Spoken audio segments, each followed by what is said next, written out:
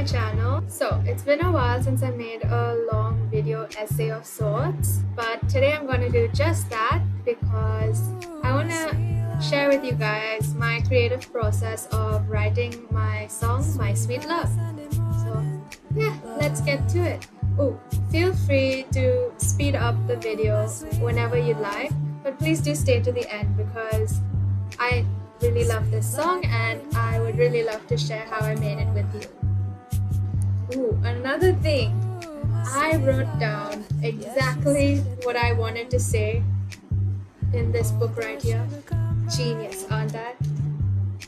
So if you see me looking down, it's because I'm trying to say exactly what I wanted to say. Yeah, let's start now. So, I went for an afternoon or early evening shower one day, and as usual, I got my things ready. I put the geyser on, I put the exhaust on. The exhaust thing, I started doing that once I started studying in Australia. That was a little hack I picked up along the way. So I started putting the exhaust on and I carried that on. So anyways, back to the story. So got my things ready, put the geyser on, put the exhaust on, hopped in the shower. It was a regular day. Sun not too shiny, clouds not too dull, just okay. And I didn't think that day that I would make like a really cool song, a really cute song. Yeah, and I don't normally sing in the shower, but that day I just decided to. If you hear loud banging, those are my upstairs neighbors making life a living hell. Yeah. Anyways, I don't normally sing in the shower because I still have a lot of fear fear.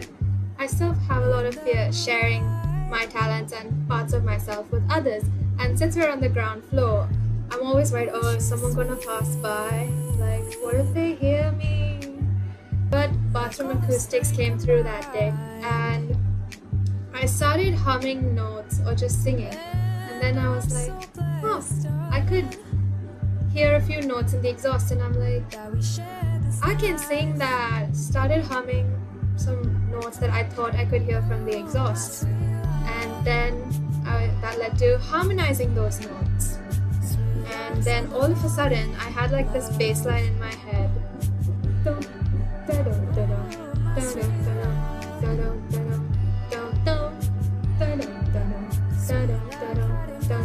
And I was like, oh, that's nice. That was just like me vibing, and I didn't think in that moment that this would be a song. I was just like, this is a really cool beat to vibe to in the shower. Made my day better.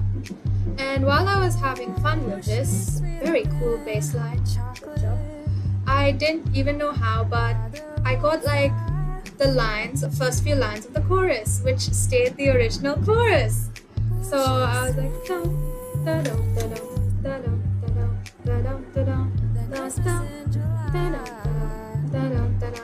ooh, my sweet love. Like that, roughly. I don't even remember what pitch it was on that day. I think it was lower. Like, ooh, my sweet love. And then it kept on going, sweet like Sunday morning love. And I was like, ooh, this is nice. I thought of that. And I was like, wait, that could be a song. Believe me when I tell you, I have never showered quicker in my life. I was out in a jiffy. That was less than a minute of whatever shower I had left. So our bathroom is like near the table where I normally work with my music. So as soon as I opened the door, I sat down and I was like writing down the bass line on BandLab. Shout out to BandLab for being so simple to understand. I was just like, dum, dum, dum, dum, dum, dum, dum, dum, dum. As soon as I was done with the bass line, I like wrote down the melody of the chorus. Wrote down the lyrics too, but working on the melody so that I don't forget it. Ooh, my sweet love, sweet like Sunday morning love. And I realized that I wanted contrast in the songs, and that contrast was inspired by Miss Olivia Dean. She has the song. What's the song? What's the name of the song? So easy. I make it so easy to fall in love. The perfect mix of Saturday night and the rest of your life. Anyone with a heart could agree. So I got inspired by that type of contrast. Like, you can be fun like a Friday night, but you're just as good as a calm Sunday morning, or something along those lines. And that's when I came up with my lines. Sweet like Sunday morning love. And I think the last time was sweet like Friday night. So yeah, I made that, and I was really proud of myself, guys. I am very proud of myself for writing that. Yeah. And that was the chorus, the entirety of the chorus, just that. Made it in the bathroom in less than a minute. Happy tears. Anyways, so once I got done, with writing the intro and the chorus, I began once I got done with the chorus, I moved to the intro, and I knew the bass line had to be the intro. The bass line was the backbone of the song.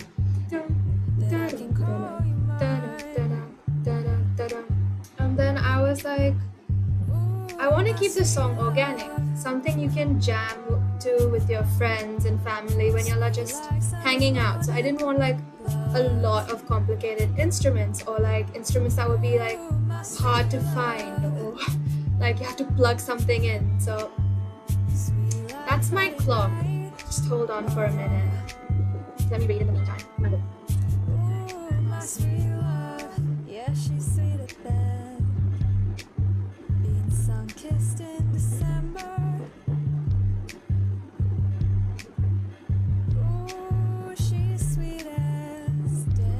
Okay, our clock decided to finish. So, let me dial things back. The intro and the chorus, I just immediately began writing verses. I knew from the get-go that I wanted this song to be fun and light and very adorable. Like me. Anyways, fun, light, and adorable. That was what repeated in my head the entire time. And I knew straight out this song was about love, but I didn't want it to be about a specific person or a man in any case. So I wrote the song. I created it specially for the purity of love, the general funness and sweetness about love. Because nowadays, all the love songs we hear, it's about yearning and passion, but it's more so about heartbreak or even traces of hate and obsession, which to me is not love at all. Like, I was taught love was patient, kind, slow to anger, rich in mercy. So I'm on that type of love. I hope you're with me on that. So I made this song so that you could sing it to your best friend, you could sing it to your siblings, your parents, you could sing it to your spouse. I made this song literally just for what I think is the purity and fun of love. While I was creating this song in the shower, I don't know the exact genre, but it had a vibe to it, and like I think it falls under like 70s soul crooning. Like a lot of my inspiration was Olivia Dean, Dawn West, kind of that style of music. And I know Dawn West is soul, but I don't think I fall into soul, not with this song. But he inspired me with the horns in his song. Like he has these really sometimes delicate and sometimes very vibrant horns. So I picked up on that and introduced horns into the end of my song to like make it complete. So yeah, like it has a little bit of old school vibes, but not very old school. It's just like for a little bit of spice. But yeah, I consider it a modern pop song. And as I said, I wanted the song to be organic. So there are like shakers and snaps. There's a very basic kick beat for the drums. So someone could just beatbox the kick like bootsy, kitsy, bootsy. That was a snare. That was a snare. Just keep on saying boots. That's the kick. And fun fact, this is the longest song I have made to date. So this song runs for a wonderful 5 minutes and 27 seconds. And another fun fact, it does not have a bridge. It just has 3 verses. So the third verse could be counted as a bridge, but I have kept it the same tune and melody as the first and second verses, and hence just a third verse. And it has the choruses, and it has the intro and an outro. This song is the only song I think that has an outro. I was watching a video to like deepen my knowledge about 70s soul music, and this YouTuber explained that one of the really good people who made 70s soul music and was really amazing at it used to talk about his song outros as a thank you ear candy. So it's kind of like a part of the song. They're back. Anyways, it's kind of like a part of the song that is like, thank you for listening to my song. Here's this really nice ear candy outro that I hope you enjoy. So I try to like use that little bit of 70s soul vibe and created an ear candy outro. And I think I might do that in further songs because it's really nice little vibey thing to like quieten your song and then move on to the next one. Kind of like a transition period. So yeah, another fun fact. This song is the only song wherein I knew exactly, and I mean exactly, how I wanted the harmonies to sound like and where they should be. Like I knew as soon as I hopped out of the shower and wrote down the chorus, the harmonies were just like my sweet love, or like my sweet love, I forgot, but it was the lower one and the higher one, and just for the chorus, the end bits of the phrases, that was exactly how I wanted it to sound like, and I think I executed that pretty well. So yeah, and now for more of the production aspects. To fill in the space, I made use of a lot of panning, which is to explain it, to put the sound of your instruments on either side of the stereo field. I like to keep mine relatively balanced, so I usually double my instruments and put them on either sides, but this time I only doubled a few instruments. I think the chords were doubled, but the horns and the shakers were just single tracks, and I put them on different sides in different angles in the audio stereo space, hoping to create that fullness of sound, because I knew I didn't want too many instruments to just fill in for filling in sake. So yeah, I was very intentional with the panning, and I also made use of automation. Automation is just like changing the volumes of different tracks of different instruments at different times in the song. So that helps me create like a nice blend as well.